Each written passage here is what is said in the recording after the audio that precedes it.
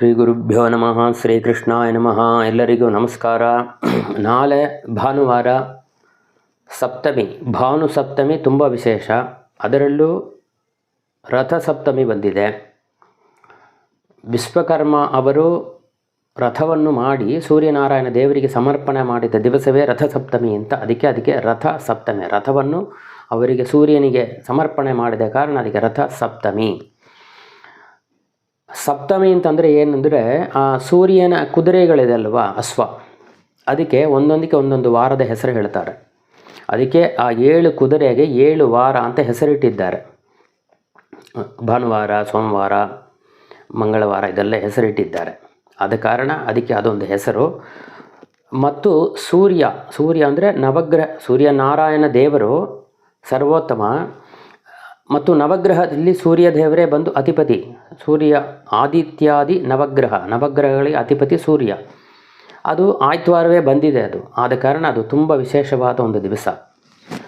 ರಥಸಪ್ತಮಿ ದಿವಸ ಗ್ರಹಣ ಕಾಲದಲ್ಲಿ ಏನೇನು ಪುಣ್ಯಗಳ, ಎಷ್ಟು ಪುಣ್ಯವೋ ಗ್ರಹಣ ಕಾಲದಲ್ಲಿ ಮಾಡತಕ್ಕಂಥ ದಾನ ಧರ್ಮಗಳ ಎಷ್ಟು ಪುಣ್ಯ ಬರುತ್ತೆಯೋ ಅಷ್ಟು ಸೂರ್ಯಗ್ರಹಣಕ್ಕೆ ಸಮಾನವಾದ ದಿವಸ ಇದು. ಭಾನುವಾರ ಬರೋದು ತುಂಬ ವಿಶೇಷ ಅಂತ ಹೇಳ್ತಾರೆ. ಆದ ಕಾರಣ ಆ ಹೊತ್ತಿಗೆ ಸಮುದ್ರ, ಬಾವಿ, ನದಿ, ಮನೆಯಲ್ಲಿ ಬಾತ್ರೂಮ್ ಲಾಸ್ಟ್ ಸ್ಟೇಜಿಗೆ ಇವರು ಎಲ್ಲೆಲ್ಲಿ ಅನುಕೂಲದೆ ಅಲ್ಲೆಲ್ಲಿ ಸ್ನಾನವನ್ನು ಮಾಡಬೇಕು.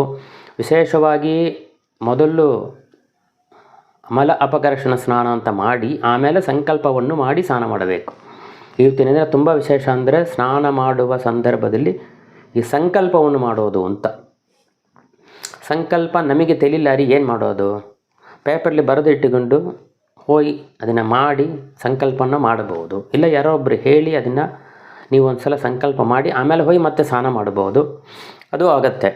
ಆದ ಕಾರಣ ಇವತ್ತಿನ ದಿನದಲ್ಲಿ ಈ ಸ್ನಾನವೇ ತುಂಬ ವಿಶೇಷವಾಗಿ ಹೇಳ್ತಾರೆ. ಎಲ್ಲ ಪೂಜೆ, ಸೂರ್ಯನಾರಾಯಣ ಪೂಜೆ, ಸಾಲಗ್ರಾಮ ಪೂಜೆ, ಜಪ, ಪಾರಾಯಣ, ಪಿತೃತರ್ಪಣ ತುಂಬ ವಿಶೇಷವಾಗಿ ಹೇಳ್ತಾರೆ. ಮತ್ತು ಇವತ್ತು ಸ್ನಾನ ತುಂಬ ವಿಶೇಷ ಅಂತ. ಈ ಸ್ನಾನ ಕಾಲದಲ್ಲಿ ಸಂಕಲ್ಪ ವಿಶೇಷವಾಗಿ ಮಾಡಬೇಕು. ಮತ್ತು ಆವಾಗ ಆಚಮನ ಪ್ರಾಣಾಯಾಮ ಮಾಡಿ ಎಕ್ಕೆ ಸೊಪ್ಪು ನೋಡಿ, ಆಯ್ತವಾರ ಬಂದಿದೆ. ಅದಕ್ಕೆ ಆಯ್ತವಾರಕ್ಕೆ ಅಧಿಪತಿ ಸೂರ್ಯನಿಗೆ ಸಮಿತಿ ಯಾವುದು ಅಂತಂದರೆ ಅರ್ಕ ಸಮಿತು.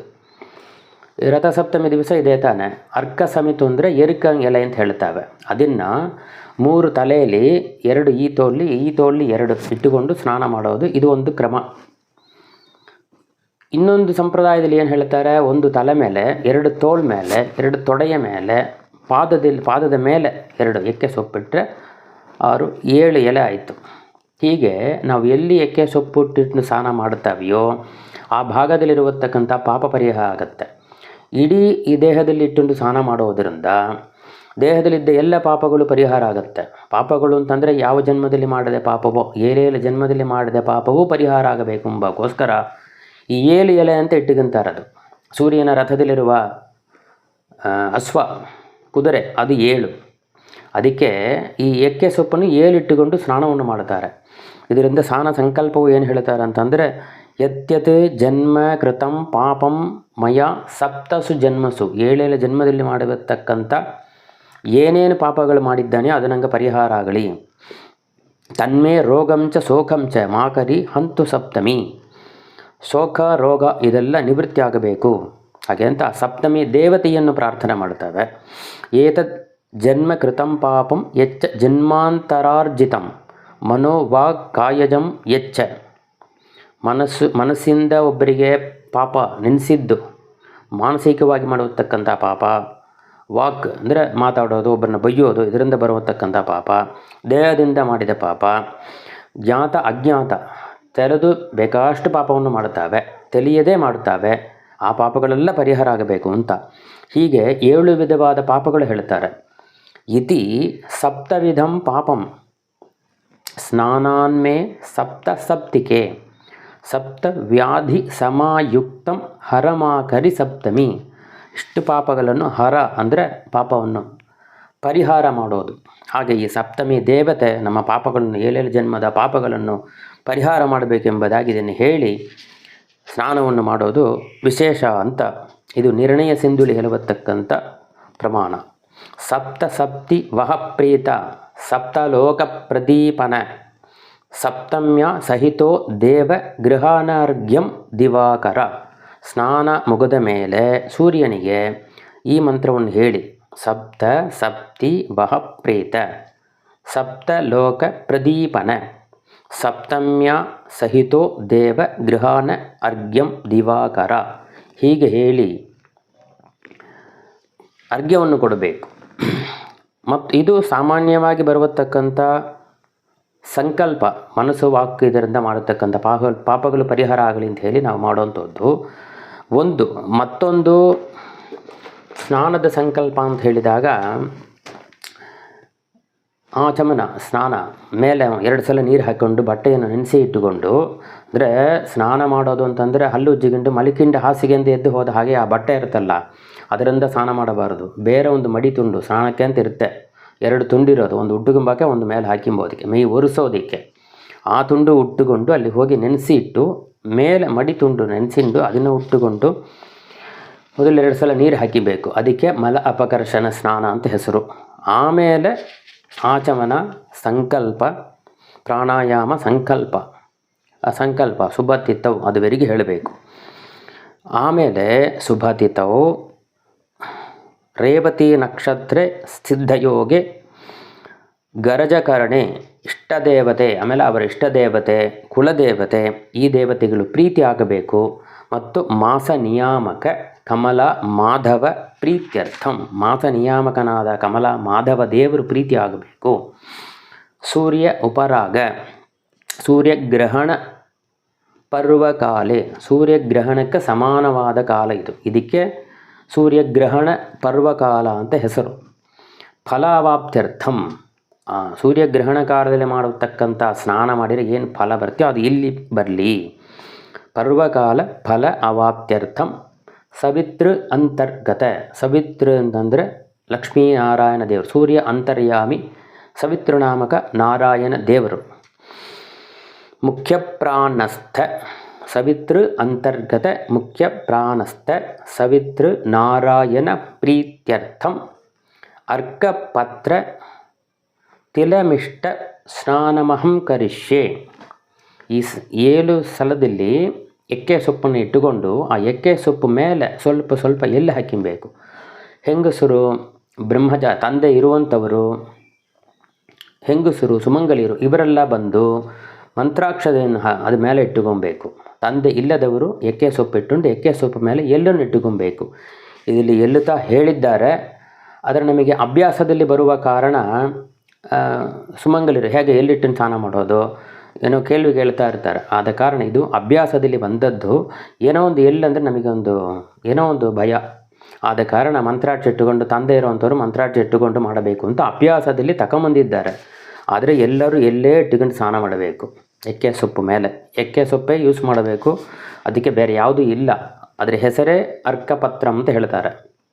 ಸೂರ್ಯದೇವತೆಯ ಸಮಿತಿ ಅಂತಂದರೆ ಅರ್ಕ ಆದ ಕಾರಣ ಅರ್ಕಪತ್ರವನ್ನೇ ಇಟ್ಟು ಈ ಸ್ನಾನವನ್ನು ಮಾಡಬೇಕು. ಈ ಎಳ್ಳು ಹಚ್ಚಿಕೊಂಡು ಈ ಸ್ನಾನವನ್ನು ಮಾಡ್ತಾನೆ ಹಾಗಂತ ಈ ಸಂಕಲ್ಪದಲ್ಲಿ ಹೇಳ್ತಾವೆ. ಮತ್ತು ಸಪ್ತಮಿ ದೇವಿ ಪ್ರಾರ್ಥನೆ, ಆಮೇಲೆ ಸ್ನಾನ ಆದಮೇಲೆ ನಿತ್ಯಕರ್ಮಾನುಷ್ಠಾನ, ಆಮೇಲೆ ಸಾಲಗ್ರಾಮ ಪೂಜೆ ಯಥಾಸಕ್ತಿ ಅವರವರ ಸಂದರ್ಭಕ್ಕೆ ತಕ್ಕಂತೆ ಎಷ್ಟು ಮುಡಿತ್ಯೋ ಮನಸ್ತನು ಇದು 3 ಅನುಕೂಲಕ್ಕೆ ಬರುವಂತೆ ಅದು ಎಷ್ಟು ಮುಡಿತೋ ಅಷ್ಟು ದೂರಕ್ಕೆ ಇದನ್ನು ಮಾಡಬೇಕು. ಆದಷ್ಟು ಮಾಡಿದರೆ ಒಳ್ಳೆಯದು. ಎಷ್ಟು ಮುಡಿತೋ ಅಷ್ಟು ದೂರಕ್ಕೆ ಅದನ್ನು ಮಾಡೋಕ್ಕೆ ಪ್ರಯತ್ನ ಮಾಡಬಹುದು. ಏಳೇಳ ಜನ್ಮದ ಪಾಪಗಳು ಪರಿಹಾರ ಆಗುತ್ತೆ ಇದರಿಂದ. ಮತ್ತು ಆಮೇಲೆ ಸೂರ್ಯನಾರಾಯಣ ವಿಶೇಷವಾದ ಪೂಜೆ, ಸೂರ್ಯನಾರಾಯಣನ ಪೂಜೆಯನ್ನು ಮಾಡಿ ದಾನ, ಇವತ್ತು ಏನು ದಾನ ಕೊಟ್ಟರೂ ವಿಶೇಷ ಫಲ ಆಗುತ್ತೆ. ಮತ್ತು ಸೂರ್ಯ ಪ್ರತಿಮೆಯನ್ನು, ಸೂರ್ಯನ ಒಂದು ಬೆಳ್ಳಿ ಪ್ರತಿಮೆಯಲ್ಲಿ ತೆಗೆದು ಅದನ್ನು ದಾನ ಕೊಡಬೇಕು. ಬಂಗಾರದಲ್ಲಿ ಮಾಡಿ ದಾನ ಕೊಡಬೇಕು ಅಂತ ಹೇಳ್ತಾರೆ. ಇವತ್ತಿನ ದಿನಕ್ಕೆ ಅದು ಬಂಗಾರದಲ್ಲಿ ಕೊಡಬೇಕು ಅಂತ ಹೇಳಿದ್ದಾರೆ. ಇವತ್ತಿನ ದಿನಕ್ಕೆ ನಿಮಗೇನು ಸೌಕರ್ಯ ಅದನ್ನು ಮಾಡಬಹುದು. ಇಲ್ಲ ಬೆಳ್ಳಿಲಾರ ಒಂದು ಪ್ರತಿಮೆಯನ್ನು ಮಾಡಿ ಸೂರ್ಯನಾರಾಯಣ ಪೂಜೆಯನ್ನು ಮಾಡಿ ಅದನ್ನು ಅಡಿಕೆ ಬೆಳೆದೆಲ್ಲ ಸಹಿತವಾಗಿ ಒಂದು ಬ್ರಾಹ್ಮಣರಿಗೆ ದಾನ ಕೊಡಬೇಕು. ಬಂಗಾರ ಸೂರ್ಯ ಪ್ರತಿಮೆ ಅಥವಾ ಬೆಳ್ಳಿ ಸೂರ್ಯ ಪ್ರತಿಮೆ, ಗೋಧಿ, ಎಳ್ಳು, ಕೂಷ್ಮಾಂಡ, ತಾಂಬೂಲ ದಾನ ಇದೆಲ್ಲ ಇವತ್ತಿನ ದಿನ ವಿಶೇಷ ಅಂತ. ಯಾವ ದಾನ ಕೊಟ್ಟರೂ ವಿಶೇಷ. ಇದು ಇವತ್ತಿನ ದಿನ ತುಂಬ ಮುಖ್ಯವಾದ ದಾನ ಇದೆಲ್ಲ. ಹೆಚ್ಚು ಕೂಷ್ಮಾಂಡ ದಾನವನ್ನು ಈ ದಿನದಲ್ಲಿ ಕೊಡ್ತಾರೆ. ಅಂದರೆ ಅದು ಯಾಕೆ ಕೊಡ್ತಾರೆ ಅಂತಂದರೆ ಒಳ್ಳೆ ಸಂಪತ್ತು ನಮಗೆ ಈ ದಾನಗಳೆಲ್ಲ ಮಾಡೋದು, ಸೂರ್ಯನಾರಾಯಣ ಪೂಜೆ ಇದೆಲ್ಲ ಮಾಡೋದರಿಂದ ಎಲ್ಲ ವಿಶೇಷವಾದ ಸಂಪತ್ತು ಎಲ್ಲ ಸಿಗತ್ತೆ. ಎಲ್ಲ ಸಂಪತ್ತು ಸಮಸ್ತ ಸಂಪತ್ ಸಮವಾಪ್ತಿ ಹೇತವಾಹ ಹಾಗೆ ಅಂತ ಎಲ್ಲ ಸಂಪತ್ತು ಸಿಗಬೇಕು ಅಂತಂದರೆ ಈ ಪೂಜೆಯನ್ನು ಮಾಡಬೇಕು. ಇರೋ ಮನೆಯಲ್ಲಿ ದೊಡ್ಡವರು ಒಬ್ಬರು ಮಾಡಿದ್ರೆ ಸಾಕು ಎಲ್ಲರಿಗೆ ಆ ಪುಣ್ಯ ಒಂದೂಡುತ್ತೆಯಾ ಹಾಗೆ ಅಂತಂದರೆ ಅದು ಬರೋದಿಲ್ಲ. ಇದರಲ್ಲಿ ಸಂಕಲ್ಪದಲ್ಲಿ ಹೇಳ್ತೇವೆ, ನಾನು ಮಾಡಿರತಕ್ಕಂಥ 7 ಜನ್ಮದ ಪಾಪ ಪರಿಹಾರ ಆಗಬೇಕು ಹಾಗೆ ಅಂತ. ಆವಾಗ ಇದನ್ನು ನಾ ಮಾಡಿದರೆ ಮಾತ್ರವೇ ನನಗೆ ಪರಿಹಾರ ಆಗತ್ತೆ. ಹೆಂಡತಿ ಅಂದರೆ ಅವಳು ಮಾಡಿದರೆ ಮಾತ್ರ ಅವಳಿಗೆ ಪರಿಹಾರ. ಅವರವರ ಮಾಡಿರ ಅವರವರಿಗೆ ಮಾತ್ರ ಸೇರಿದ ವಿಷಯ ಅದು. ಅವರವರು ಆದಷ್ಟು ಇದನ್ನು ಶ್ರದ್ಧಾಭಕ್ತಿಯಿಂದ ದೇವರ ಅನುಗ್ರಹದಿಂದ ಮಾಡಬೇಕು. ಇದು ಹಾಲು ಉಕ್ಕಿಸುವುದು ಹಾಗೆ ಅಂತ. ಹಾಲು ಉಕ್ಕಿಸಿ ಅದು ಸ್ವೀಟ್ ಮಾಡಬೇಕೆಂಬುದಾಗಿ ನಮಗೆ ಪೊಂಗಲ್ ಮಾಡಿ ತೊಗೊಬೋದು ಅಂತ. ರಥಸಪ್ತಮಿ ದಿವಸ ವಿಶೇಷವಾಗಿ ಪೊಂಗಲ್ ನೈವೇದ್ಯ ಮಾಡೋದು ಸೂರ್ಯನಾರಾಯಣನಿಗೆ ಹಾಗೆ ಅಂತ ನಮ್ಮ ಸಂಪ್ರದಾಯದಲ್ಲಿ ಇದೆ. ಹಾಲು ಉಕ್ಕಿಸುವುದು ಹಾಗೆ ಅಂತ ಇದೆಲ್ಲ ಮಾಡಿ ಈ ದಾನವನ್ನು ಕೊಡಬೇಕು. ಮತ್ತು ಈ ಮನ್ವಂತರ ವೈವಸ್ವತ ಮನ್ವಂತರ ಉಂಟಾದ ದಿವಸ ಇದು. ಇದಕ್ಕೆ ಮನ್ವಾದಿ ಪುಣ್ಯಕಾಲ ಪ್ರಯುಕ್ತ ತಿಲತರ್ಪಣಂ ಕರಿಷ್ಯೆ ಹಾಗೆ ಅಂತ ಹೇಳೋರು. 12 ಪಿತೃಗಳ ತರ್ಪಣ ಇವತ್ತಿಂದಿನ ಮಾಡೋದ್ರದ್ದು ಏನು ಸಮಸ್ತ ಪಿತೃಗಳ ತರ್ಪಣ ಮಾಡೋದು ವಿಶೇಷ. ಮಾಡೋದ್ರಿಂದ ತಪ್ಪಿಲ್ಲ, ಮಾಡಬೇಕೆಂಬ ನೇಮ ಇಲ್ಲ. ಯಾಕಂದರೆ ಈ ಮನ್ವಂತರೆಲ್ಲ ಬರ್ತಂದರೆ ವರ್ಷಕ್ಕೆ ಷಣ್ಣವತಿ ಅಂತ ಬರುತ್ತೆ, ಅದರಲ್ಲಿ ಬರುವಂಥದ್ದು ಇದೆಲ್ಲ. ಆದಷ್ಟು 12 ಜನಕ್ಕೆ ಮಾಡುವ ಒಂದು ಸಮಸ್ತ ಪಿತೃಗಳಿಗೆ ಮಾಡೋದರಿಂದ ತಪ್ಪಿಲ್ಲ. ಕೊಟ್ಟು ವಿಶೇಷವಾಗಿ ಸೂರ್ಯನಾರಾಯಣ ದೇವರ ಅನುಗ್ರಹ ಮತ್ತು ಪಿತೃಗಳ ಅನುಗ್ರಹ ಈ ದಾನಗಳೆಲ್ಲ ಕೊಟ್ಟು ಪಿತೃಗಳ ಅನುಗ್ರಹವೂ ಮಾಡಬೇಕು ಎಂಬುದಾಗಿ ನಮಗೆ ಪಿತೃಗಳು ದೇವರ ಎಲ್ಲ ಆಶೀರ್ವಾದ ಎಲ್ಲರಿಗೂ ಉಂಟಾಗಬೇಕೆಂಬುದಾಗಿ ಪ್ರಾರ್ಥನೆಯನ್ನು ಮಾಡುತ್ತಾನೆ. ಶ್ರೀಕೃಷ್ಣಾಯ ನಮಃ.